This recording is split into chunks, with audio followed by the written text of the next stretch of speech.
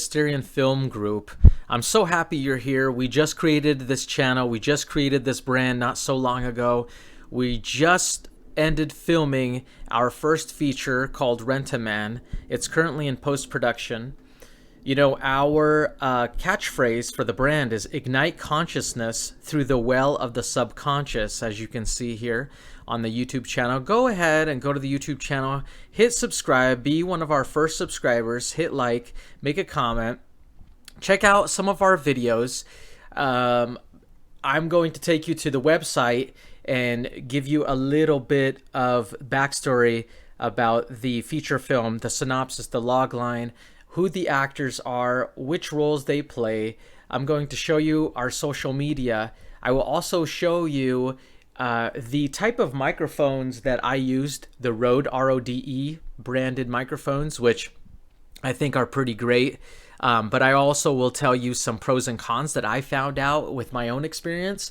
And then I'll tell you about Studio Binder, which is a site that helps you prep for a movie if you're the director, for example. So let me just start out by saying thank you for being here. Let's take a look at one of our videos here. Now, as you can see, this is a bighorn sheep, and if you've been to Valley of Fire State Park in Overton, Nevada, you'll notice that they're actually everywhere. The sheep travel in big groups, usually families, and you'll see males and females, and you'll see their offspring. And it's a sight to see. Actually, every time I've been there, I've seen them. So they roam around all the time, and they're very friendly. I'm not certain that you should feed them. Probably not. I think it's against the rules. But, you know, just be cautious. You know, slow down, stop your vehicle so you don't startle them. You don't have any type of accident. And you probably should not approach a wild animal just to be on the safe side. So let's take a look at this footage that we were able to film while trying to exit. There was a line of cars in front of us, there's the beautiful... so we weren't able to go further. But as you can see how gorgeous even this landscape portrait here is of the rock there on the left side balancing. And in fact, there is a rock formation called Balanced Rock or Balancing Rock, and I'll show you a map of Valley of Fire a little bit down the line in this interview here, and I'll show you where that's located. Now, here's our next video. This is Jacob Baranski. He's our actor who plays the protagonist Dylan in our film Rent-A-Man, and this actually was taken right at sunset. Now, I had to get a special permit in order to be able to film this because the park rules state that you can only be at the park at sunset from sunrise to sunset. So we were able to ascertain a permit that allowed me to come in before sunrise and film part of our twilight intro in the movie. So this is actually my correction. It's sunrise. Right here, Valley of Fire State Park. Fire Canyon is the location. And here's Jacob. Hi, we're at the Valley of Fire State Park at the Fire Canyon. I am playing the character of Dylan in the movie Rent-A-Man. Now, as with all videos on YouTube, if you want to get the best quality, you come over to your little wheel button here, and then you scroll down to quality. You see it says 1080p HD, but make sure you click on that, make sure it's highlighted, and if it's not, if there isn't a check mark, make sure you hit check mark, because it's actually going to be at the bottom here. It's going to be checked at auto, so you have to manually come in. Now, I did that before we started these videos just to be certain. So as you can see, quality 1080p. That's just going to help you get the best screen. It's just that if you're watching on a smartphone, it's going to take more energy, more battery, more bandwidth. But I prefer the really nice 1080p if possible. Okay, so here is the website, mysterianfilms.com. Go there now if you'd like and check it out. And so, as you can see, we're excited to announce our indie mystery crime drama Rent-A-Man.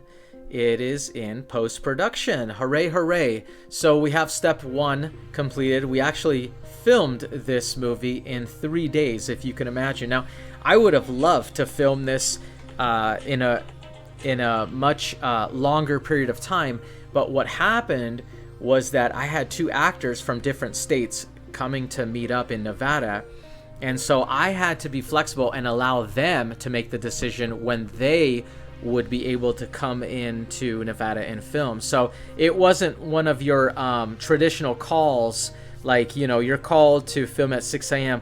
No, not at all, because they're contract workers. Therefore, they're going to create their own schedule, just an FYI. So my actor from LA, he wasn't even there on day 1. You know, he came on day 2, which was challenging, as you can imagine. You have one actor and the second actor isn't there. So the one actor that did show up, thank God, from Chicago, we went ahead and we filmed as many of his lines as we could, and we did some landscape filming and so forth. And we were very fortunate because we had great weather. You know, the temperature forecasted was supposed to be between 69 and 72 degrees, but what ended happening was the first 2 days of filming, the temperature was 86. So you can imagine that's quite hot, and especially if you're in the desert where you know, you're surrounded by rock, and these rocks are, you know, holding in all of this heat from the sun. And not only that, the actors were really good sports because they wore suit jackets because of their roles. So you can imagine pants, long sleeve shirt, and a suit jacket, 86 degree weather, you know, dress shoes, trekking through you know, sandy, rocky trails, literally you know, half a mile at one location to a secluded location, a little bit more than half a mile in, probably more, probably 3/4 of a mile, because we actually, it's a half a mile probably into the secluded location, and then once you're there, we had to hike even further in to avoid tourists, you know, speaking, so we don't record that on the microphones and so forth. And then, of course, if you want to hike out and use the restroom, you're going to hike out over a half a mile, and then you're going to have to hike back in the half mile and then hike back out, you know, for lunch or whatnot. And so that first day, we were doing a lot of hiking, you know, making trips to the restroom, making trips to the car, you know, having breaks for lunch, having breaks for snacks, drinking water, Gatorade, whatever, juice. So, you know, when you're doing a film like this on a micro budget, you have to be able to plan for anything. And, you know, I'm fortunate that I did a bunch of research as much as I possibly could. And then I actually called on the phone some people who have made, you know, micro budget films in the past, or I should say low budget films in the past. And I kind of picked their brain. I asked them questions. I emailed them. I messaged them. So they gave me a lot of information that I would have not had prior, and information that I would have not been able to learn on my own without experiencing it firsthand. So they kind of gave me a prep, and it propelled me to do my own prep. Right now, like I said, I'm going to show you some Studio Binder software that you can use if you'd like, but I actually didn't use that because my shoot was so quick, and I just sort of typed that into my shooting script, like my schedule and some details I actually wrote down, or I typed it into my shooting schedule, because I had that luxury of being both the director, you know, the screenwriter, and the executive producer. I had that type of power, you know.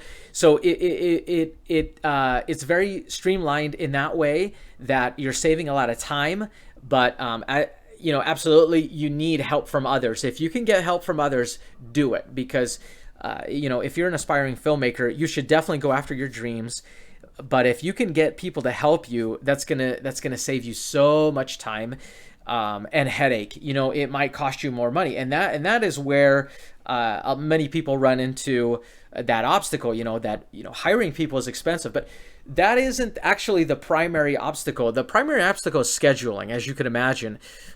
You know, when you're trying to film at a state park, you have to make contact minimum 2.5 months before shooting Get all of the information you can, call them on the phone, visit them in person, look at all of the information online, make sure you're crystal clear about what is expected of you, right, in order to get that permit situated. Because before you shoot, you're going to have to buy insurance. And before you buy insurance, you have to actually talk to the people that will be able to grant you the permit in order to schedule the days that you need. So once you know the scheduled days, then you get the insurance. Once you get the insurance, then you go back to the permit people, show them proof of your insurance, and then apply for that permit, like officially apply.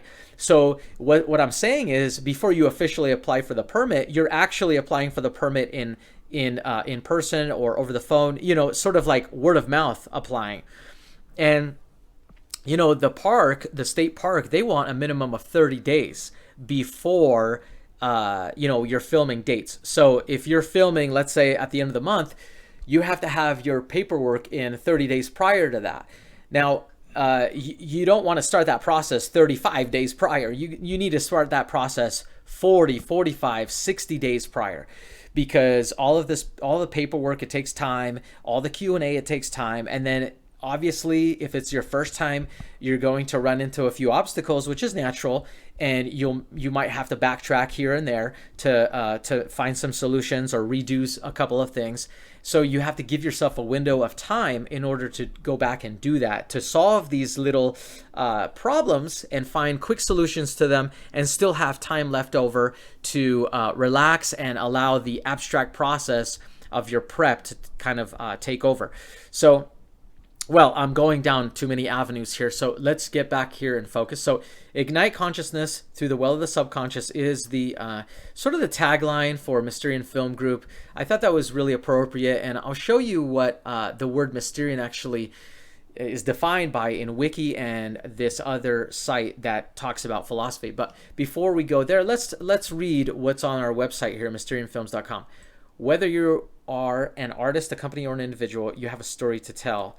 We take a story from script to pre-production planning all the way through to release. Now, actually, those two sentences right there, a person I worked with briefly in the past who gave me some feedback on another script that I started years prior, and it's a big blockbuster type of high-budget movie. And this person helped me tremendously. And, this person had those two little sentences, and I thought that was really catchy. And so I sort of borrowed those two sentences because it just makes sense. If you're going to set up a production company, you might not just produce your own content. You might be fortunate enough to come across an aspiring artist like yourself, of course, who has a great story to tell, right? And you may not want to pass up that opportunity to talk to them, to build a relationship, and see if perhaps you can collaborate, work together. And hey, who knows, maybe executive produce that person's story or direct that story, or be a cinematographer or some other crew member on that person's story. Because, a lot of times people don't realize that they have really great, fascinating stories that there's an audience for out there, until a filmmaker or a scriptwriter or an ideas person comes around and tells them, it gives them feedback and says, hey, you have a great idea. I would love to collaborate with you. Actually, there is one young man who I came across on YouTube, and he creates such cool kind of mysterious content. And I did comment on his work. I gave him a compliment, and I tried to ask him if he could contact me. He doesn't really have like a direct email, you understand. And so it's difficult to message him. So I told him, please contact me. I'd be willing to take a look at his material and see if we could, put two heads together and figure out if we can possibly create a feature film. Because Mysterian Film Group, we like to go after the mystery genre. Something mysterious, something a little bit scary, some little surprise, a little bit of twist. So this gentleman's idea is right up that alley. So let's continue on. Okay, so Mysterian Film Group is an American independent entertainment LLC focused on unique voices and content. We work within the mystery genre. We specialize in the development and production of script-to-screen solutions for film, TV, music, and emerging media. So that's just a generic statement. You understand. Nothing special about that statement except for that we work in the mystery genre. Once we get some momentum, we may be able to develop and produce other people's content, and obviously the more success, the more of a rapid pace we'd be able to do that, not just in film, but television. How exciting is that to create a series? I've got a couple ideas for that, and I would love to sink my teeth into, but of course, they're very expensive and very competitive now. Everyone's in that gig. Music. Wow, my number one passion. Who doesn't love music? Emerging media like VR and all kinds of other things that are coming out right now. So let's keep going. We take abstract thoughts, right, and visions, because that's really the seed of an idea, and blend them with structure and story logic. So if you go to film school, you'll probably be able to learn film structure, story logic, and you'll be able to have an opportunity to experiment with that, to practice that, to have your colleagues give you feedback on that, maybe your teacher, maybe your mentors, and that's fantastic. But let's not forget the most important part is actually the story, the seed, the bud of an idea, the abstract thought, the vision, right? Maybe you're pulling something out of your own life, or maybe you're pulling something out of something that inspired you, or a story your friend told you. So we like to blend, abstract thought and story logic, and create it into an expression ready to share with the world. Okay, so fantastic. So now, if we scroll down a bit, our indie feature film is titled Rent a Man. Okay, and our log line here is: a gangster hires a mysterious rent-a-man for a subtle game of cat and mouse in the desert. And here is our teaser synopsis. Now, keep in mind that this log line, I try to make it just a little bit, I shouldn't say, well, a little bit mysterious. I didn't want to give too much of a spoiler alert, because I have an alternative log line that is much more ironic. And as you know, irony sells much better than just a straight up log line. But for me to put irony in my log line, specifically for this story, I would have to create a spoiler. And I don't necessarily want to do that. I want to have the audience be a little bit surprised as to how this feature ends and what it actually means, okay? So and the same thing goes for the synopsis. I titled this as a teaser synopsis because I have an alternative synopsis that gives away the spoilers. Now, if I was looking for an executive producer, I would give them the real synopsis that discloses the spoilers, because your executive producer who you're trying to get financing from needs to know all the way A to Z what they're dealing with in order to make a very quick snap decision as to if this is worthy of their time. But because this has already been filmed and now we're focusing on the post-production aspect, we're going to just put together the synopsis that's a bit of a teaser, and maybe after it's released sometime we'll give away the spoiler synopsis to try to maybe get more people involved to come and watch our film, okay? God willing, of course, okay? So let's see if we can read this teaser synopsis together, okay? A seasoned gangster is a debt collector for the underworld. After tracking two marks who owe gambling debts, one unexpectedly dies and the other escapes. Now the gangster knows a loose end has dangerous repercussions for his life, as he searches for a cunning solution to his dilemma. Big Slick, his boss, calls out of the blue, then texts him the Rent-A-Man ad as a test, prompting him to decide on a conniving plan where our story begins. So as I said, it's a bit of a tease there. We're not giving you too much. We're just setting you up for the characters, Jackie the gangster and Dylan the Rent-A-Man, a would-be daily friend, play a stylistically subtle yet dangerous game of cat and mouse while hiking Valley of Fire State Park outside of Las Vegas. So I will go into a little bit later as to the inspiration for this whole Rent-A-Man would-be daily friend scenario and how that came about. But before I do that, let's take a look at our photo gallery filming feature Rent-A-Man. So we were on location at Valley of Fire State Park in Overton, Nevada, while filming this mystery crime drama. And here is our first photo of actor John Reedy, who's hiking in a plaid suit and pondering his new career.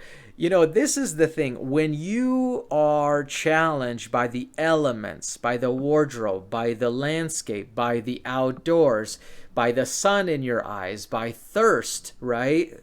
because you're out there overheating. You know, the thing that motivates and keeps you going is this hope about accomplishing a dream in your life. And Jomri is an older gentleman now, and he's always wanted to be an actor. And so it's like, you know, he's got that goal in mind, like, hey, I finally got a start to my acting career, and that is driving me internally. And I will get through all of these external obstacles like the sand and the trail and tourist interruptions and the heat and the glare and forgetting lines and having to redo a line. You know, all of these types of things. Getting to know my co-star right there on location, right? So a lot of firsts for Jomri, and he took it like a champ because he's such a professional. So I got to take my hat off to him. This would have never happened without Jomri's help. I mean, literally, you would not believe this, but literally within 5 minutes, I kid you not, of finishing the first draft, which had about 90% of all of the elements within it, because it was such an inspired type of story. Within 5 minutes of finishing the draft, I thought to myself, who could I cast, or who could possibly play the role of Jackie in this script? And there, at that moment, Jomri called me out of the blue. And he called me because we, in our past, were sort of work colleagues. We didn't work on the same team. We're sort of competitors, but we were very friendly. So we talked all the time. We used to be in close quarters. I used to see him all the time. So we were very friendly. We talked. We got to know one another. And he was calling me to tell me about another colleague of ours that he actually directly worked with, that was having a birthday, and he was coming back into town, and he wanted to have me come along and, you know, just celebrate with the group, with the team of guys. And so I thought that was really flattering, and it was such a nice compliment for him to think about me. And of course I accepted, and I went and celebrated. But what's really important is that Jomri called me right then and there, because Jomri couldn't go to this birthday celebration. He was not in Las Vegas. He was in Los Angeles, you know, busy working, because that's where he lives now, because he moved to Los Angeles at the start of 2020 when you know, the whole era started. He started to move back to LA. You know, those were his stomping grounds, his roots, where he started. But he lived in Vegas for about 12 years, and he has a lot of sales and clientele experience. So Jomri brings a lot of human interaction experience, you know, and as an actor, you sort of need that, right? So he has that sort of atmosphere of, he knows what it feels like to wear a suit, what it feels like to convey some type of power. You know, when tourists come to Vegas and they want to have a good time, they're looking at all these salespeople, and they're looking at them with these fresh eyes of, wow, they are in power. So Jomri kind of understands that whole feedback that goes between people. And I think that that helped him in this role. Okay, so he's looking really sharp. And let me tell you, tourists, they actually stopped us. And more times than I would love to admit, they interrupted our feature filming in order to pay Jomri a compliment, or ask him a question, or say some funny remark that, you know, thank goodness that they didn't wear their striped suit because the plaid would clash with their style. You know, just funny lines. Tourists were really getting into it. And of course, I had to tease Jomri just a bit and tell him that I think that his new fan base is desert hikers, which, hey, I'm a desert hiker myself, so it's a big compliment. Okay, so if we stream down, the next picture here is of Jacob Baranski, who plays Dylan. This was right at sunrise, you know, beautiful, beautiful Fire Canyon. Let's read what it says. Bighorn sheep were an unexpected sight for actor Jacob Baranski while filming a scene for the mystery crime drama feature Rent a Man. So I took a couple photos, not very many, which I would have to say that I wish that I had taken more photos, because it would have given me more content to decide and actually give to the distributor, God willing, if I, you know, can land one. Of course, I have a few in mind, but that's step 3. Step 2 is the editing by a professional editor. Step 3 is the distributor. So Jacob, you know, he's a Chicago guy. He grew up in Chicago, and he hasn't been to Vegas in over a decade. So for him to come to Vegas, you know, it's actually not that big of a stretch perspective wise, because he was kind of excited to come to Vegas and just check it out again and run around a little bit and take a look at some sites before filming started, which he really didn't have that much time. He took really just one evening to do that. So hopefully he'll come back later this year, and this time he'll vacation and check out the sites and have some fun instead of just working, getting up at like 4 in the morning every day, 3:30 in the morning, and getting ready and all that kind of good jazz when you're filming. Okay, so if we scroll down again, here's another photo of Jomri. A desert hiker fan admired our actor Jomri D's outfit and took a photo of him while filming a scene for the mystery crime drama feature Rent-A-Man. So here's Jomri. Look how nice he looks.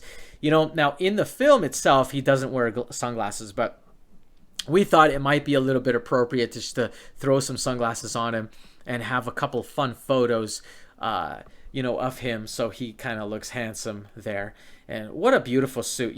I thought it would look kind of strange, initially when he sent me a photo of it, but I think that it's really eye-catching, and it's a great comparison to the background. You see the background, it's very tan, and you have the bushes, you have the cactuses, you have this desolate desert landscape. So it's a nice compromise. You don't expect a guy in a suit. And we were making jokes, when we were hiking half a mile to one of our locations. We had a bunch of locations. Most of them were right there near the parking lot. We didn't have to hike anywhere. We just gave the illusion of hiking, because these actors are not hikers. I'm a hiker. I grew up hiking. So for me, I really like it. It's fun for me, but for them, it's a bit of work, right? It's out of their element, so to speak. But what's really funny is we're hiking back from the half a mile, and of course there's hikers coming up, and they're wearing hiking clothing. We're wearing, professional outfits or whatnot, and they're looking at Jomri's suit and they're laughing, and the other actor, Jacob, he says to Jomri, "Hey, where's the casino?"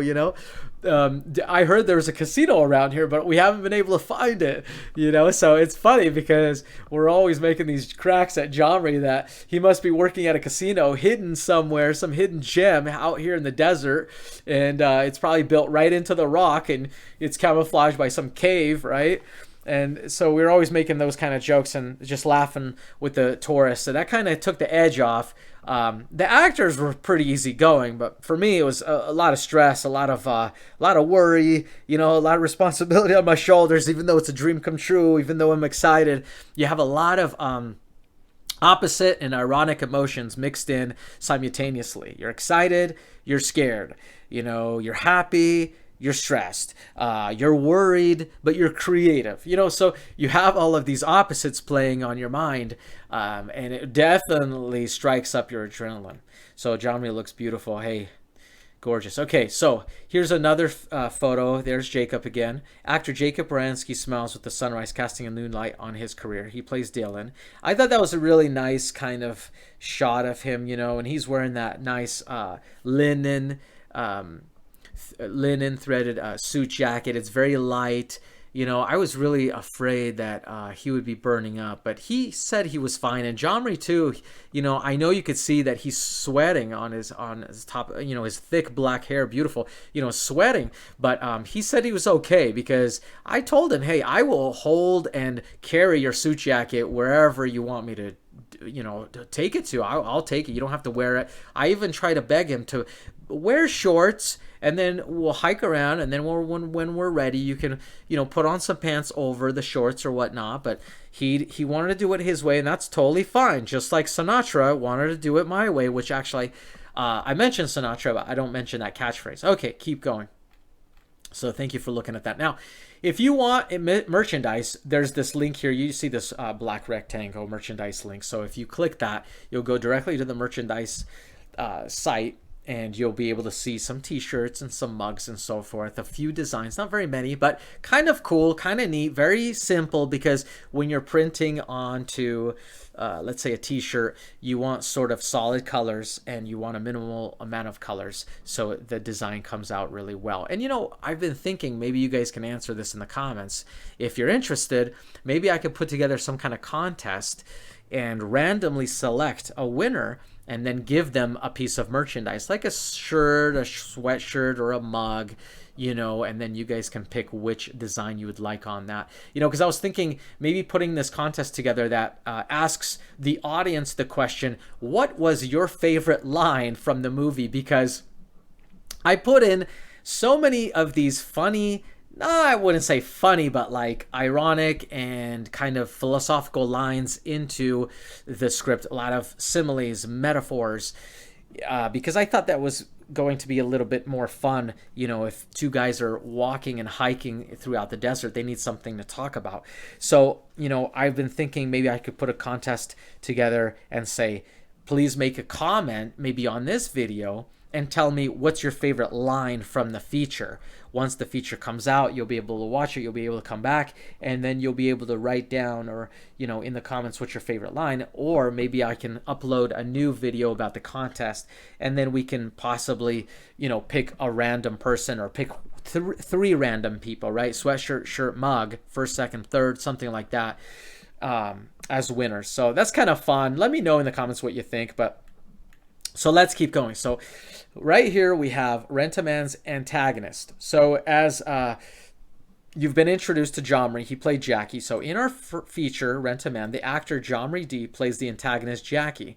Jackie starts, as usual, connivingly friendly, honest, relatable, hiding his gangster identity as in his element. He's on a hit, pursuing his latest targets, believed to have incurred gambling debts beyond the point of no return. One gambler dies unexpectedly and the other escapes.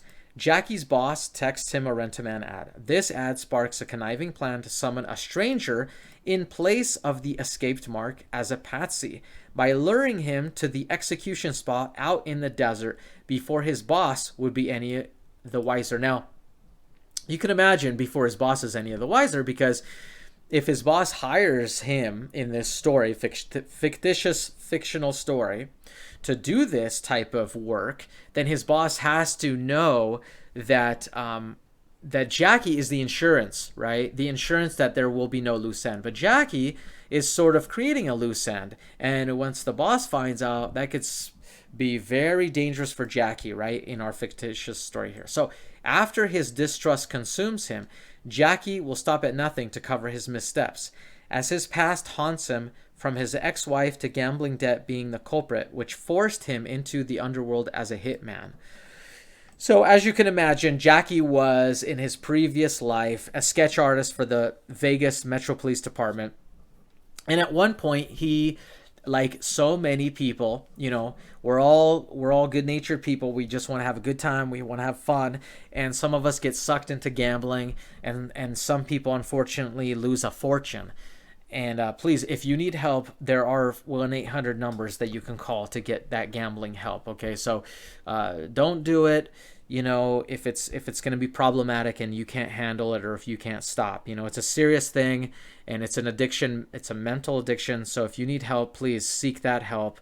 Okay, so but the point is that Jackie's character is going after gamblers who have incurred high debt and that haven't been able to pay it, or paid only increments of it, and their outstanding balance is still on the books, and their time has run out. And so Jackie's boss sends Jackie to take care of these people, right? Because there have to be in their underworld, there have to be sort of a punishment for this, so people don't get ahead of themselves and start borrowing money from these people and never paying it back.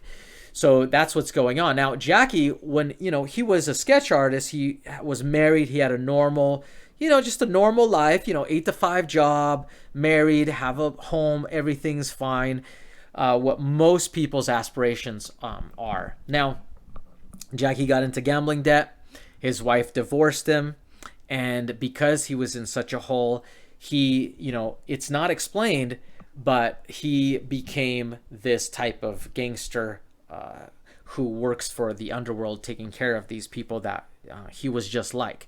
So he got lucky, right? He got a second chance of life, unfortunately, sort of like a darker path of life. So he's haunted by his ex-wife, because I'm sure he's still in love with her, and he's haunted by that idea that he was a gambler himself, right? That's his internal type of relating going on. He's been a gambler, he's been in debt, he's been there, he's done that. So as the movie progresses, you'll see that he talks to Dylan about that, sort of like a mentor would. Okay, so ultimately, Jackie's power-hungry, narcissistic ways distract him from the protagonist's true nature. So that last line, protagonist's true nature, should indicate that there is some mysterious twist at the end of this feature, and I don't want to give that away, and actually I'm sort of thinking, should I even create a chyron on the back end of the movie right before the credits that gives the audience an idea of who Dylan's real true nature of a character was in this movie. And so I'm at odds if I should keep that in or if I should take it out, because I'm afraid that the audience, you want mystery, but you don't want too much mystery where the audience is frustrated because they didn't really understand something. So I'm kind of at that kind of crossroads right now. And as you can imagine, Jackie, as a gambler, would be vulnerable, but as a gangster, he's very powerful. And as people have heard that line, power corrupts, ultimate power corrupts ultimately, or absolute power corrupts absolutely. So, Jackie being a gangster, he believes that he is overpowering Dylan, right? But you'll have to watch the movie and see what actually happens. I don't want to give out too much spoiler alerts. Okay, so let's go to the protagonist, Rent-A-Man's protagonist. In our feature, Rent-A-Man, the actor Jacob Baranski plays the protagonist, Dylan. Dylan starts as a fish out of water as he's summoned to an unfamiliar environment, the desert. He's then compensated for a new activity, hiking in the desert. Along the way, he plays coy, adhering to the rules of his gig as a Rent-A-Man, using techniques such as topically relating, mirroring conversation, and agreeableness. He's repeatedly pestered to break his own Rent-A-Man rules of not opening up to a client, and succumbs to revealing that he's in debt from his previous career as a market analyst back in Chicago. So Dylan's past is in Chicago. He's from Chicago. He was in the world of finance. He, was sort of like a futures options broker, market analyst, worked for one of the founders of the Chicago Mercantile Exchange. So he was in that life that many of us dream about when we watch a movie about it, or we dream that we want to be in that life. But in fact, that life is very, very stressful. Think about being a day trader, and having to make, second momentary decisions about thousands or millions of dollars, some of them your own money, most of it should be your client's money, and having all that pressure on your shoulders and hoping that you always make the right call. Because if you don't make the right call, not only you might be losing thousands of dollars, but your clients or companies or corporations that you're servicing might be losing millions of dollars, and the people behind them, might be wrecked. Not just their career, but their actual soul. People really take a downward spiral if they lose a lot of money. So this is something that Dylan, I'm sure, has in the back of his mind, and he's probably had clients where in the past they took a really deep, dark downward spiral because maybe he made a mistake. And so what happens in our story is that Dylan discloses that he was ultimately fired, and then he got into a lot of debt, right? He tried to get out of debt by digging himself out, by borrowing money from his circle of friends, because they were thinking that they wanted to help their friend, and they had faith in him to give him a second chance. But instead, he went further down the rabbit hole, so much so that now he finds himself in Vegas as a new tourist transplant. So he's moved to Vegas and he has a new career, and he figured, what kind of career could he have that would allow him to have some thoughts about possibly getting into a career that would make him more money. So he sets up these ads called Rent-A-Man, like an ad you would see on a Craigslist or a message board or a marketplace, where, instead of like something like two guys will move you, right? Like if you're moving from A to B and you need people to help you move the furniture, instead of hiring somebody to move you, or instead of hiring somebody to come in and clean your house, like a maid service, you're hiring a person to have a conversation with, to basically befriend you for the day. And so Dylan, the character, makes it very crystal clear that he does not do anything. Basically, he will have a drink with you, or he'll have a lunch with you, a snack, whatever. He'll walk around with you at the mall. He'll listen to your stories. He'll listen to your complaints or your sad stories or your relation or your questions or whatever, your musings. And that's what he's there for. He's really there for an ear. And, a lot of times, maybe he's there for comfort too. Just feeling like maybe people are lonely and they need a friend. And so they call this guy, they hire him, they send him an email, and they pay him $60 an hour to just hang out at the mall, maybe go shopping for a birthday present or just hang out. So that's kind of how it is. Maybe he'll go see a movie with you. So he has that type of job. And so as you can imagine, Jackie, hires Dylan's services to come meet up in the desert. Now, Dylan, as you can imagine, usually meets in the mall, and he's coming to the desert, for a hike. That's completely out of his element. But Jackie, being the gangster, his element is the desert, the mysterious desert, where, he lures gamblers who have incurred a lot of debt to their demise out there somewhere. Okay, so let's keep going. So the actor behind Dylan, the protagonist, Jacob Baranski, is a Polish-American actor whose finance and management degrees opened him up to the world of accounting. His early love for film, Chicago upbringing, and curiosity for the subtleties of the human environment sparked his interest in exploring an entertainment career. Now, I've had the pleasure of speaking with Jacob about his aspirations to become an actor or a director or even a screenwriter or even a producer, just have his foot in the filmmaking business. And he's had that goal ever since he was a young man. And actually, Jacob and I, we've known each other for a long time. We were young boys who used to watch Rocky, Sylvester Stallone's project, Takeoff, right? So when Rocky came out, we used to watch that all the time, on reruns. And not exaggerating, we must have watched that 27 times, and we would get all excited when the Rocky music would come on, and Sylvester Stallone would be punching a bag and jumping rope, and he would be running around and exercising. That would really motivate us, so we would jump up and pretend we're WWE wrestlers or WWF wrestlers or boxers, and we would do what young boys do, So Jacob and I, we've actually had that in common for a long time, that we had an aspiration, a goal in our mind, a dream that we would love to go into the filmmaking business one day. But of course, both of our parents being immigrants, they sort of talked us into going to college and attaining a practical degree in order to try to find a job, right, and survive, which, it's not a bad idea. It's a very difficult balance for an artist, any type of artist, whether you're a dancer, whether you're a painter, a filmmaker, or any other type of artist, to create a balance in their life where they have a job, they have some kind of sustenance, right, an income stream, and then they also have time, that they can devote to their craft. So that's always been the very huge hurdle that every artist has had to contend with. Me, of course, as well. That's why I'm already getting much older and I'm just starting my creative career. It's ironic, but in a way it's good, because I've seen a lot of things come and go, and I've learned from those things.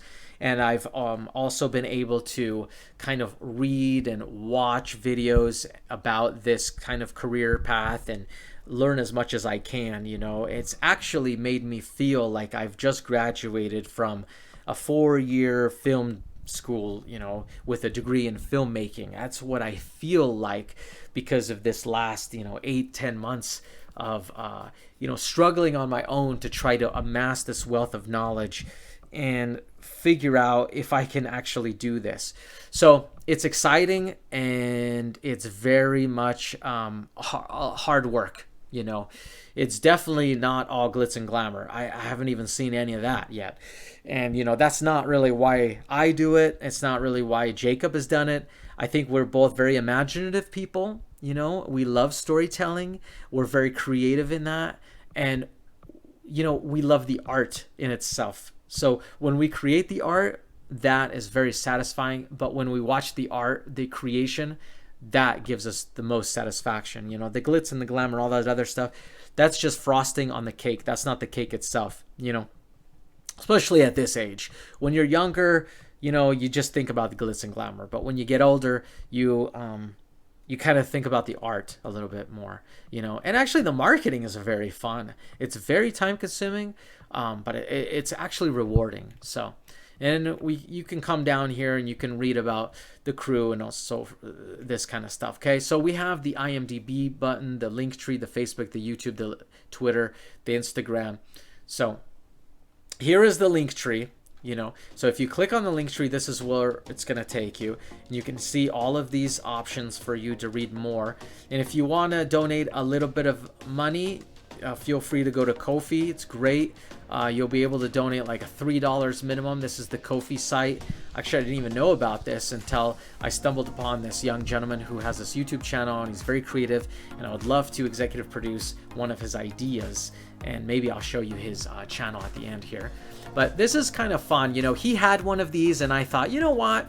This is just another way to social marketing, you know? So this is why I created it. I mean, it's fun to have people donate if they will, but no big deal, okay?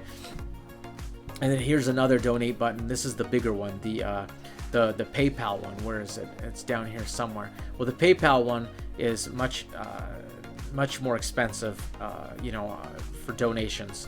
But anyway, so we're gonna go forward. So here's the IMDb site for Mysterian Film Group. So it's a real, you know, production company. You know, it's an LLC. And my first movie that I wanted to film, that I was prepping, was Adam and Eve Go Hiking. But, you know, scheduling problems kind of reared their ugly head, and I couldn't get every actor out to location, to the filming location, at the same time for an extended amount of time. You know, the minimal amount or the maximum amount they could come out would be 2 or 3 days. And so we would have to plan on 2 or 3 days one week, 2 or 3 days another week, possibly even 2 or 3 days a third week, you know. So, you know, that increases the budget, because you have to understand that you're paying for, as the executive producer, transportation costs to and from. So it would be better if the actors could schedule maybe a solid 8 days off and then come in and we just film everything right then and there. You know, that would be best. So in the meantime, I fortunately I was inspired to write Rent-A-Man, which sort of just came out of the blue, but I'll talk about that a little bit later. So if you go to IMDb, you could take a look at this page, and you could take a look at Rent-A-Man. You could just click on it here, and if you scroll down, you'll be able to see the images here of Jacob and Jomri, and then you can see some details that have been written, or I wrote about it. You know, I uploaded this, the teaser synopsis, which we read earlier, you know. And then here's some trivia. So, Do Nothing Rent-A-Man, in quotes, was a video clip reported in the South China Morning Post. The man who posted the original ad in Japan was the starting point for blending a variety of inspirations, weaving them into the basis for the plot and ultimately for the film's title. In the Japanese man's real-life offering, his role is to listen and create a safe space for women, else nothing in particular. So just like Dylan posts a Rent-A-Man ad, that concept of the Rent-A-Man ad came from a Japanese man whose ad was featured in the South China Morning Post, actually on YouTube. You know, I saw that, and he's basically, giving his time to people who want to have someone to talk to and feel safe with, you know, especially women. So he'll go and have a meal with them, or an ice cream or whatnot, or hang out at the mall. And so I saw that and I thought that was fascinating. And then I kind of blended that with respect to being in Vegas and having all of this desert, and thinking about Vegas's history and how a lot of gangster movies were filmed here, and how that lends itself to the root of how Vegas came about. Okay, so Vegas visitors frequently see bighorn sheep, a hidden tourist attraction, freely roaming throughout the Valley of Fire State Park desert. Okay, here's some trivia facts. The actors hiked in suit jackets on location, at one point hiking over a mile to and from a secluded place to film away from tourist interruption. Desert hikers were enthralled with actor John Marie Dee's plaid suit in the middle of a hiking trail on an 86-degree day that they stopped to take pictures of him. Yeah, they stopped to take pictures of John Marie. I mean, he's already a celebrity without even having a credit on his IMDb yet, you know. That's funny, right? So no, he's gonna get out there. We're gonna make this happen. John Marie Dee is a Filipino Chinese American actor whose work experience in Las Vegas has enriched him with over a decade of sales, venue, music, nightlife, and clientele interaction. His LA stomping grounds and its high quality surrounding developed his goal of ascending the entertainment industry. And then Jacob Baranski is a Polish-American actor whose finance and management degrees opened him up to the world of accounting. His early love for film, Chicago upbringing, curiosity for the subtleties of the human environment sparked his interest in exploring an entertainment career. So that's a little bit of the trivia, as you can see. And so hopefully we'll be able to get this motion picture out to a distributor shortly. Okay, so here's the merchandise. Remember, so if you go up here and then you click on the merchandise link, this one right here, it'll take you to this page here. Here's the merchandise link. Here are the mugs. So if you were going to, let's say, purchase this two-tone ceramic mug, you know, you could take a look. There's the unconscious logo, right? Ignite consciousness through the well of the subconscious. And you could pick your color. So you could have the red handle or the orange. I like the orange personally. And there's blue, there's pink. You know, there's a couple different colors. So there you have the mugs. And then if you'd like to have a shirt, you could have a shirt. You know, classic long sleeve. Or you could scroll down and see some of the other things on sale. You could have a football jersey tee. You know, different colors, red, white, premium long sleeve. There's deep heather. It's kind of a charcoal grayish. You could go and get a pullover hoodie. Pullovers are kind of nice, you know, and it's a nice color there, a little contrast, pink, white, very nice. Crew neck sweatshirt, you know, and then you have the different sizes. So there's a few things that you could take a look at and see if you're interested, or I could have a contest and see if people can win one of these fancy little shirts. So you can see that here's another design for the Rent-A-Man Mystery Crime Drama, MysteriumFilms.com on the very bottom. So here are some of those quotes that I was kind of toying with having a contest about. You have your own rules, huh? No friendship, no dating, no activities except hiking, no dress up, no real conversations, no bond, and no bondage. You know, kind of play on words there. So those are some of the quotes from the movie. So if we have a contest, you'll be able to use one of those quotes, and hopefully, you know, you'll be selected at random and win maybe one of these pieces of merchandise if we have that contest in the future. Okay, so just like the other shirts with the unconscious logo, this logo has the football jersey as well.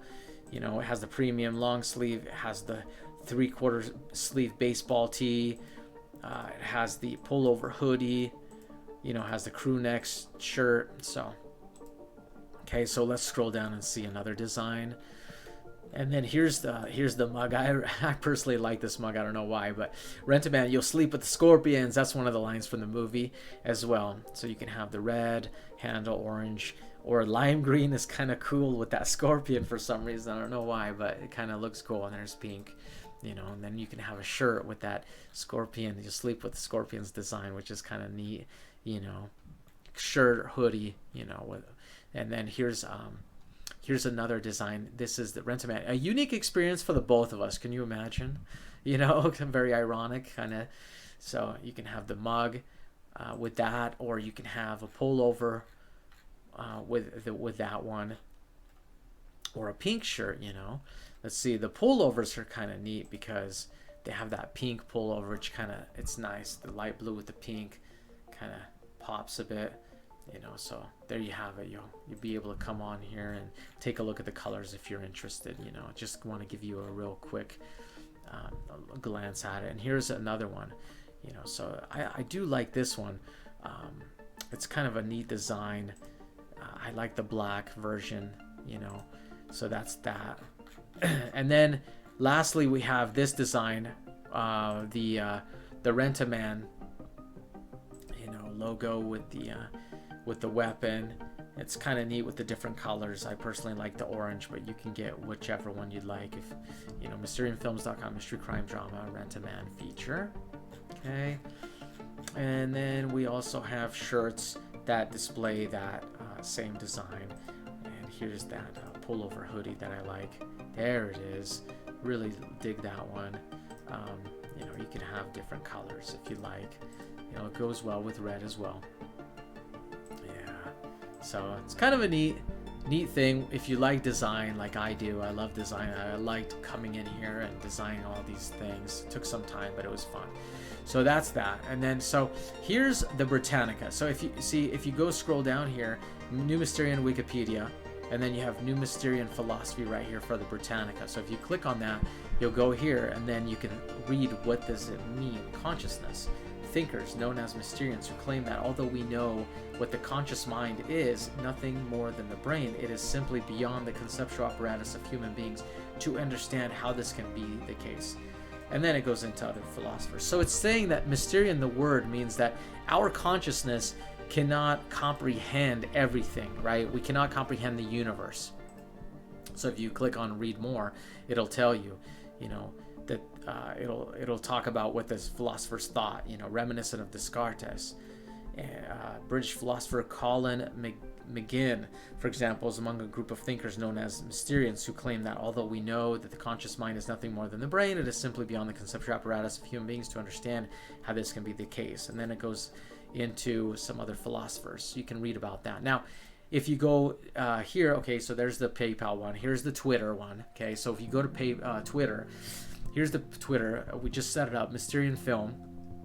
Mysterian and F, right? Mysterian F right here. And then we have our updates. You know, we're excited to announce that our indie mystery crime drama feature is in post-production. Here's a picture of the bighorn sheep that we saw on the side. Like I said, the families, you know, they come in and walk by all the time. So it's a real treat. And if you're an animal lover, you're going to love this. You know, it's really nice to check that out. We have some, you know, other photos of, here's Jomri with a suit that we saw earlier. Very nice, very sharp, dapper. There's Jacob. What a beautiful sunrise, you know. And then we have a little bit of that film from the YouTube channel here on our Twitter. Okay.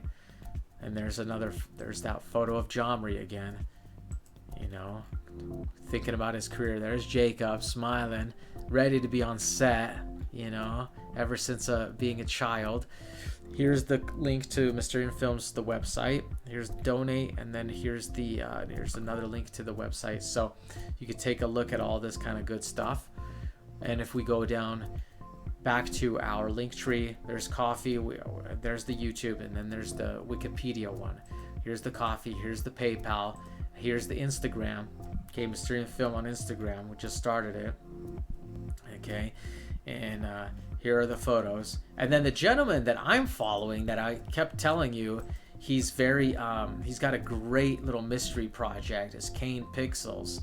He's got such a cool little thing, and I'm thinking I would love to executive produce his idea. So if you can get a contact with him, send him a message, and maybe he'll respond to you, because you won't respond to me. I mean, because you can't really. I messaged him, but he's got 39,000 followers, so maybe he doesn't want to do that. He got 1 million followers on YouTube, but he's got some cool stuff here that I would love to back him on. Okay, here's Wikipedia, New Mysterianism. Commonly, just Mysterianism is a philosophical position proposing that the hard problem of consciousness cannot be resolved by humans. The unresolvable problem is how to explain the existence of qualia, individual instances of subjective conscious experience. Actually, let me stop right there. That just reminds me, last night I went to Film Courage. It's the channel on YouTube that talks about, has a bunch of interviews, of filmmakers. And there was a filmmaker on there talking about how, I think it was from that channel, maybe it was another one, maybe I'm confusing it, but I watched something about somebody talking about how subjective it is. When we're watching a film, we kind of look at the idea of what the film is about from our subjective point of view, and we think about our own experience, whether it's conscious or unconscious, and then we project that onto the screen, and that's how we make sense of that film.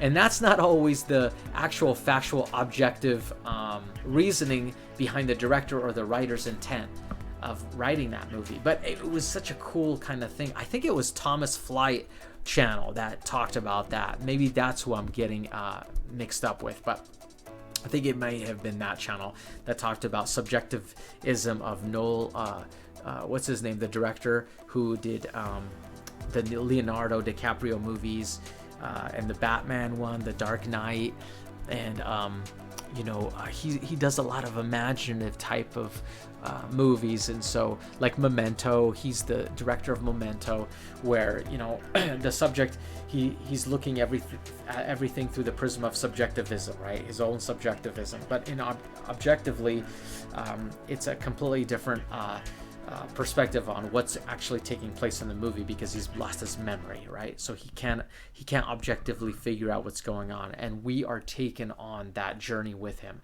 along with him, and that's what makes that movie so amazing. And the director, he always decides on features that have something to do with that subjective versus objective quality, and I think that's fascinating for me personally, and I would love to have something like that in my movies as well. Some kind of unconscious flavor in that in the movies, or in the storyline. And I hope that I put that in there at the end with that twist. I don't want to give too much away, so let's continue reading here. In terms of the various schools of philosophy of mind, Mysterianism is form of non-reductive physicalism. Some Mysterians state they're uncompromisingly, Colin McGinn has said that consciousness is a mystery that human intelligence will never unravel. Others believe merely that consciousness is not within the grasp of present human understanding, but may be comprehensible to future advances of science and technology. So that's the gist of Mysterian, the word Mysterian. Okay, now if we come here, we'll go to the Nevada State Parks.gov site, and this is where you can apply for a permit if you'd like to film, or you need a commercial permit, or if you want to figure out how much it is. Like entrance fees for just a normal Nevada residents, $10, non-Nevada is $15, and then if you want to camp, I think camping permits. Here's a cool map, Mouse's Tank. We actually filmed a little bit of Mouse's Tank, and that's where our tourists stopped us, and we're taking photos of Jomri, and they were just really happy to see him. It was kind of funny to watch, Well, funny from their perspective, from the director's perspective. We're losing sunlight, we got to get this shot, so you can imagine. So, here's a Valley of Fire brochure map. Let's see if we can open that up. Okay, here it is. Here's the brochure map. So you come in on the left bottom side here, I-15 South Vegas, or you can come in on the bottom right from Lake Mead, Hoover Dam. But I believe the entrance fees are a little bit different, just FYI. So, and then the ranger station is right here in the middle on the bottom here. You see it, Visitor Center, Ranger Station. So you can always go there. There's bathrooms there with running water, flushable water, so forth, instead of outhouses. And then you can go there and ask questions, or if you have a medical emergency, that's where you go to talk to the rangers. And they're the experts. They'll help you, they'll guide you, they'll answer your questions. And as you can see on the bottom left, campgrounds, you can camp here and so forth. So the rangers were nice enough to, allow me a permit and grant me access to a few places, which was amazing, like P1, and Mouse's Tank, as I already mentioned, and Lone Rock, and the historic cabins. Wow, so beautiful. I love that. I mean, if you're an outdoorsy person, historic cabins, so gorgeous. I'm going to show you some photos in a minute. Just amazing. And then if you go up to White Domes Loop and you hike around, that's a beautiful hike. Now, I did not have the permit for that, but I didn't film there. We filmed at Prospect Trail, which is near there, out of the tourist purview, so we wouldn't be bothered. So here's some information about camping. There are 2 campgrounds. There's plenty of room, and there's plenty of hiking right from your camping RV or your tent. Just right, your front yard or your backyard right there. You'll be able to hike around and check some stuff out. You see the reservation fee is real cheap, $25 a night.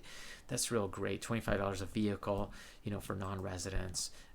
And if you do enter the park during non-working hours, there's on the right side, before you enter the park, on the right side there's bathrooms. They're flushable, and right there's a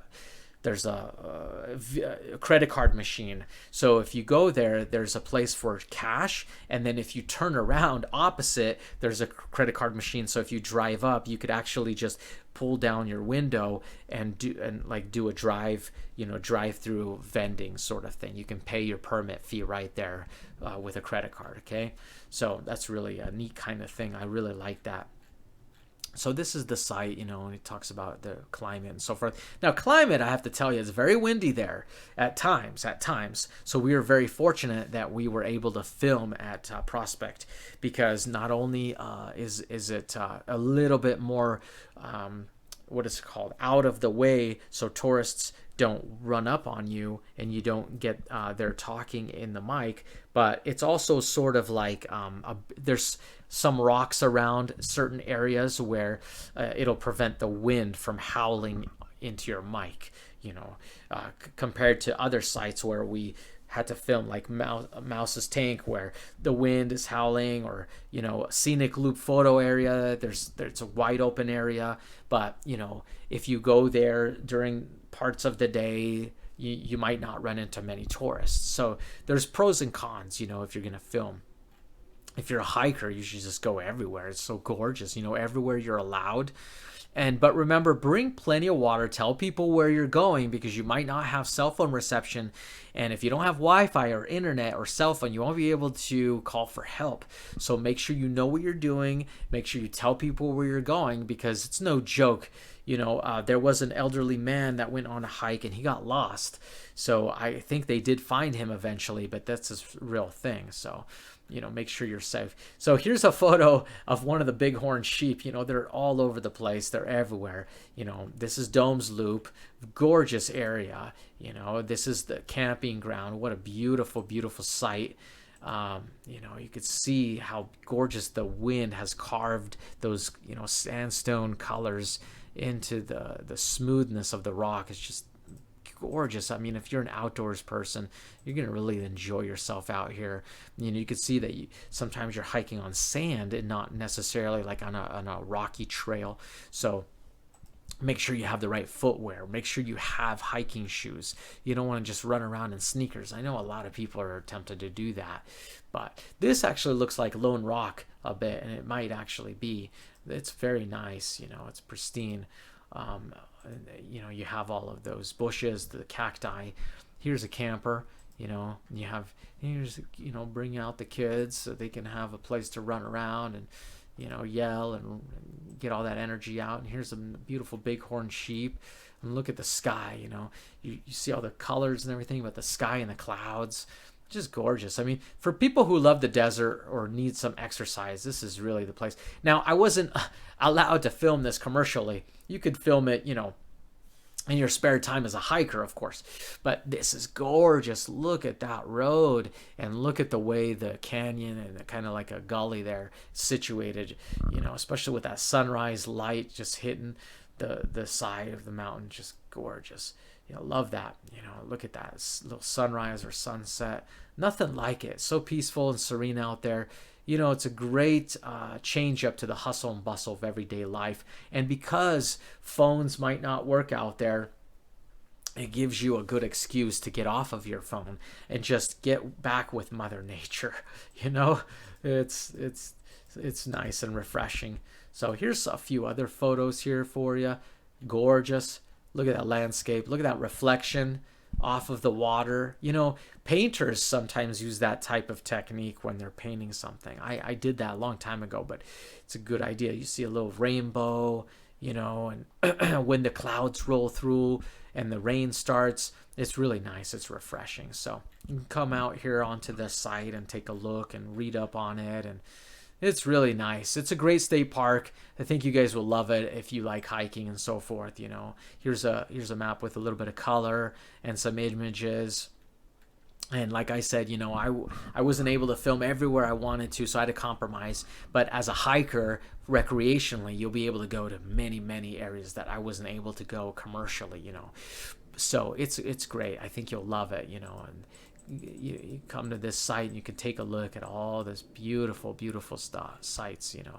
So now I wanted to tell you, now if you go to the rode.com, you'll be able to take a look at some of their products.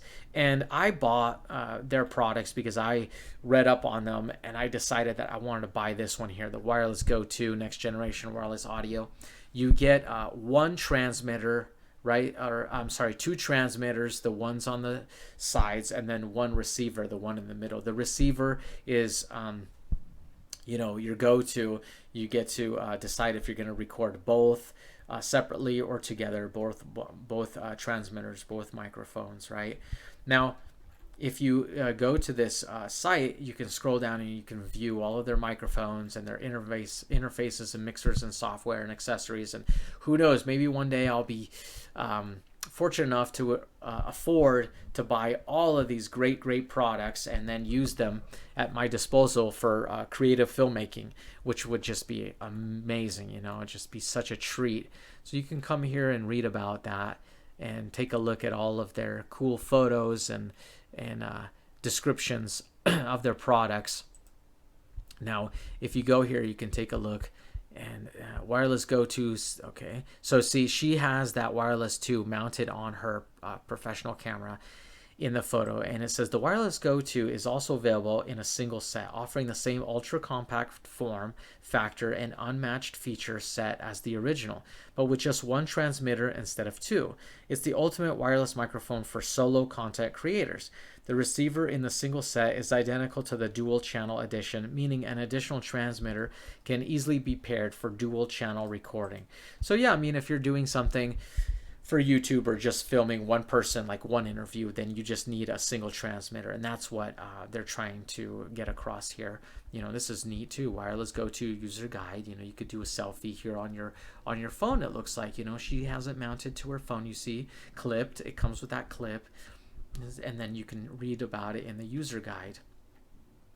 And you have you can go onto the site and then you can get support too if you have questions or you want to talk to someone, you want to take a look at the FAQs, the facts, Q&A. It talks about the inputs, all this technical jargon, and tells you exactly what works or what doesn't.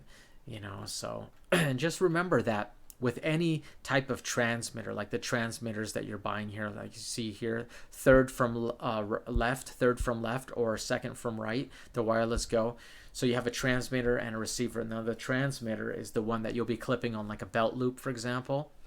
And then you'll have a wire connected to a microphone. And just remember, your microphone, like you can see here, the Lavalier Go, second from left, or the Lavalier 2, the first from left. And it has that little clip that really helps, because if you're clipping it onto a shirt, it's creating a little bit of space between the actual microphone and the person's clothing or the person's skin. So you want to create that space so nothing is rubbing against the microphone tip, because if it does, then it's going to create that static sound, and you don't want that, right? And just a heads up, you have that little tip of the microphone and it has that foam around it, that black foam. And that's to prevent, wind noise or other noise. Kind of like when someone pronounces their b's or their p's, sometimes there's a popping sound. So just be aware that sometimes the microphone will pick up some popping, for whatever reason. I'm not an expert audio person, but that is the reality of some of these products. Now you have the one receiver, the two transmitters, and then the three furries, meaning that each transmitter and receiver comes with like a microphone, and you could put a furry at the end of the microphone to try to dull any of that wind noise or dull that popping sound. And then you get the carrying pouch, and then the SC5. It's a plug that you put onto your receiver, and then you plug it into your camera, your photo camera or your filming camera. And then you have the SC20. These are the wires that basically plug into your transmitter, and then you could plug your transmitter into your laptop and take a look at all of the information that you had recorded, the audio, and then you plug your receiver into your laptop too, in order to operate the Rode RODE app that you'll put onto your laptop first. You'll download that onto your laptop, the Rode app, and then you can plug in your Rode receiver, and then you can plug in your Rode transmitter. Okay. And then you can take a look at your content, and you could export your content from the transmitter directly onto your laptop if you have the memory available. Now, if you don't have a memory, you can get yourself external memory drive, like up to like 1 terabit or 2 terabits, whatever you need, and then you can export directly into that. But make sure that you test that out, because there's a lot of things in play, and you want to make sure that it goes smoothly for you, that your laptop can handle that type of CPU memory and CPU, what do you call it, computing power simultaneously, because some CPUs can't handle it. So they kind of bog down, they become slower working because of that. So just be aware that once you record on your transmitter, that stuff is on there, and you're gonna have to move it off onto an external drive or onto your laptop in order to record new audio. Because if you just keep recording, it'll record over the audio that you have already recorded. That's one of the things that I found out through the School of Hard Knocks, if you can believe it, through my experience, which, fortunately it didn't erase too much, that the camera picked up the audio, because I was filming something close up, right? I was filming an actor close up, and I was filming landscapes. So for one of them, the camera picked up the audio, the camera didn't need the audio, so, but the other scenes that I had with two actors, I really needed to have those transmitters, those microphones pick up the dialogue, because of the wind, because of, walking around, because of the earshot. The camera is too far away from the actor, or the actor turns away, right? So these Rode microphones really come in handy, and they're really cool, and they make you feel like you're a real filmmaker and you're doing something inside a multi-million-dollar studio, but in fact, you're just doing it on your laptop. So I think you should definitely take a look at this, and then you can take a look and check out the maximum input level and the equivalent noise level. So I always put it to -3. That's what I read, that if you're recording actors speaking, you should put it at -3. And it depends on the environment. There's a lot of noise around, right? Versus if you're recording inside a room that doesn't have any noise except maybe an echo, if you don't have anything absorbing the sound waves. So something to take a look at for your particular filming project. So this is a really neat type of website. You can come here and take a look at everything. Wireless Go 2, that's the one I bought. Now if you click on buy now, it'll take you to this little fancy little box. And then you can scroll down and select where do you want to buy your Wireless Go 2 from, because see, Wireless Go 2 Rode doesn't actually sell from their website. They sell to third parties. Okay, so for example, B&H Photo Video on the very bottom, that's a very popular one. You could buy it from them, or you can go to Adorama Camera, you can buy it from them. So if we go to B&H Photo and we click on that, it'll tell us the price. So this is a steal. I mean, look at this, $300. Wow, this is a steal, really. Rode Wireless Go 2 Two-person compact digital wireless microphone system recorder. This is a real big steal. Now, perhaps it's a steal because it doesn't come with the microphones themselves. You know, like right here, the small rig. Let's see, telescoping interview hand grip for Rode. So that like that one, for example, you'll need it. One of those per transmitter. So if you have two transmitters, there's two, and then you can have an additional third one for your receiver. Your receiver is able to record sound too, record audio directly into it, just FYI.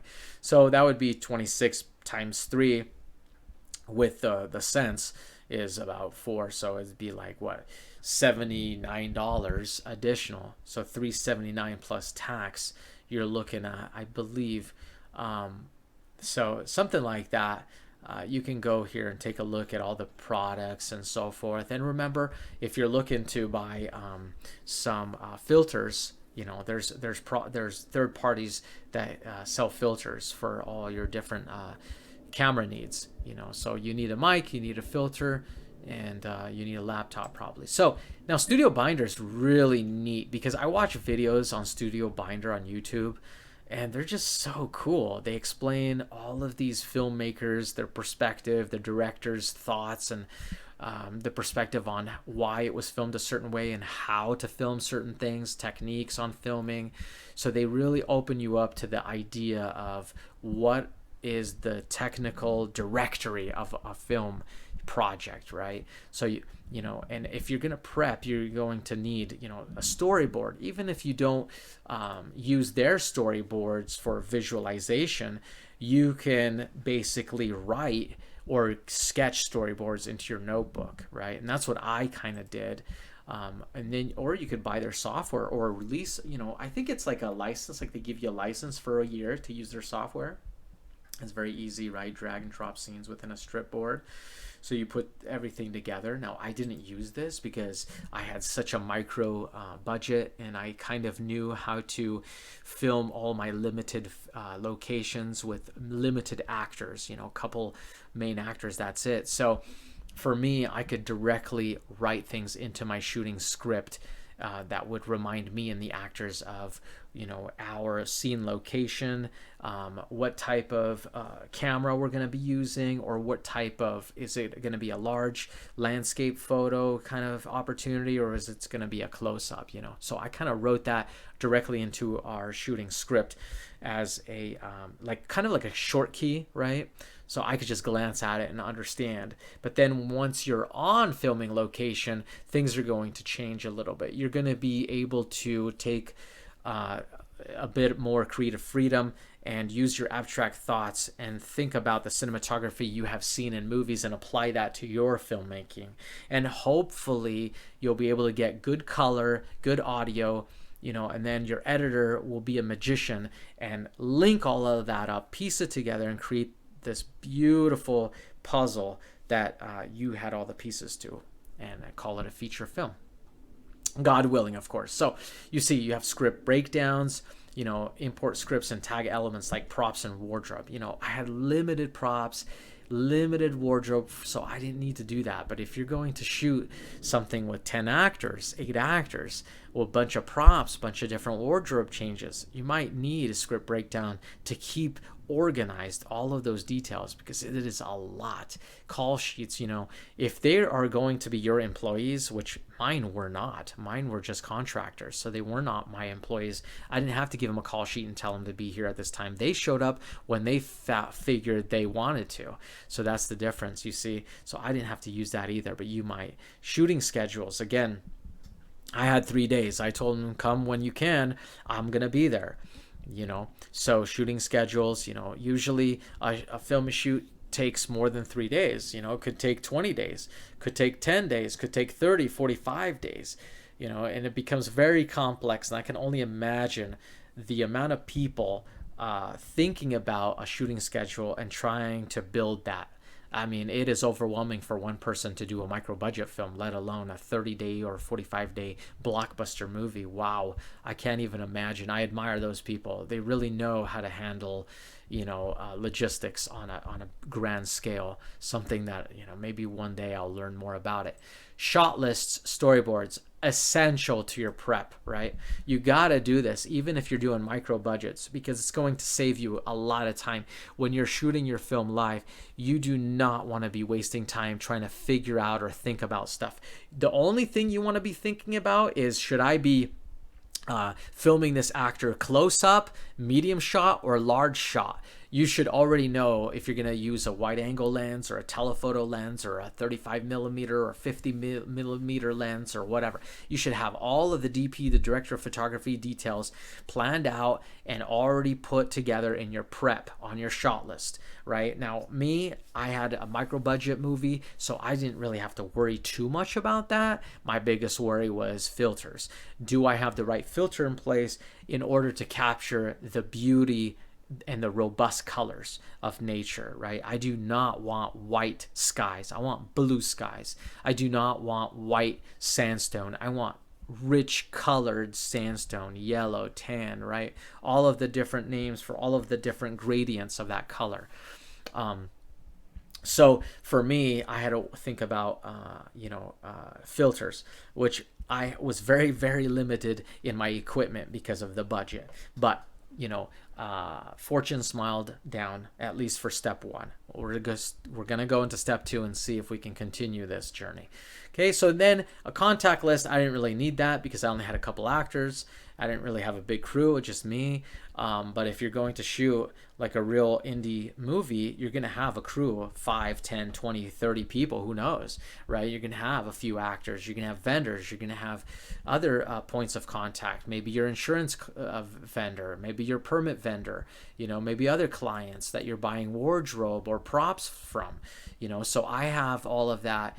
But I didn't use a big contact list because I have very limited, I just have a couple permits, state, local, the park, the insurance, very, very easy for me. Tasks, calendars, and files.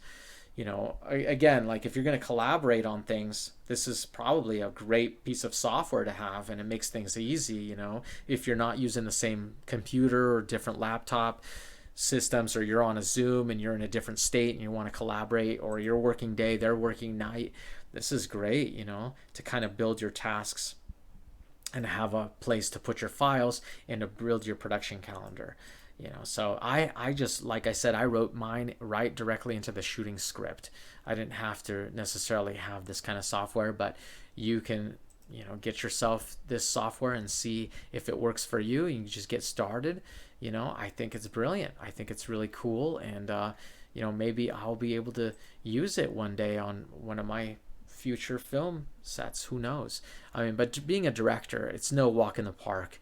It's definitely grueling, frustrating, stressful, and you really have to be prepared for anything, and you have to be malleable, right? You have to be able to change your thinking quickly within milliseconds. You just got to change your thinking. You got to try new things. You got to experiment if you have the time. Meaning, as a cinematographer, you have to move the camera closer to, let's say, sandstone, or further away. You have to kind of try to figure out what is the best angle for showing something, to kind of take out that blandness and put in something that's visibly attractive for your viewer. And that's also, it's also like a class in itself when you're out there filming, a class in cinematography. So I did watch some videos, like I said, from I think Thomas Fly Studio Binder on cinematography. It was brilliant. It's just so beautifully put together and so easy to understand, and you just learn so much. There's a lot to learn before you even go out and learn through experience. There's just a lot to kind of think about. The way you're going to position your camera, if you're going to use a grid, over your lens, a grid of 9, right? 9 rectangles or 9 squares to kind of give you an idea of how you should shape and structure your shots. Things like that, cross your mind when you're prepping. So, and this is beautiful. This is your shot list is here, your storyboards are here. This is just great. It makes things so much easier for the beginning filmmaker or even advanced filmmaker. It looks like it's slowly loading up, but you get the gist. So this is great for directing, amateur directors, cinematography, film theory, movies, video gear, producing, breakdowns, budgeting, development, distribution, marketing, production hacks, scheduling. This is where you put all of the information, right, in order to organize your thoughts in order to take that next step, right? Breakdown, budgeting, development, okay? Screenwriting, brainstorming, right? Before you even start writing, you come up with the ideas and then writing. So it's going to help you and along all of the steps of your filmmaking journey. Post-production, you have motion, graphics, music and sound effects, editing techniques, video effects. You know, they have everything here, like books and guides, video courses, filmmaking templates, video tutorials, careers, support desk. So much to check out, just beautiful. So here are, what is this? I think these are your this is shot list. You know, you see tracking, static tracking, you know, it's great.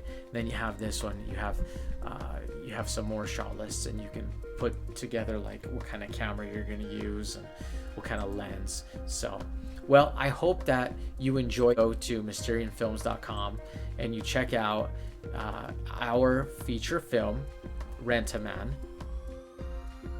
And I hope you subscribe to my YouTube channel here, Mysterian Film Group. Thank you for listening, and I hope to see you at the movies. Hope to see you on the big screen. Take care.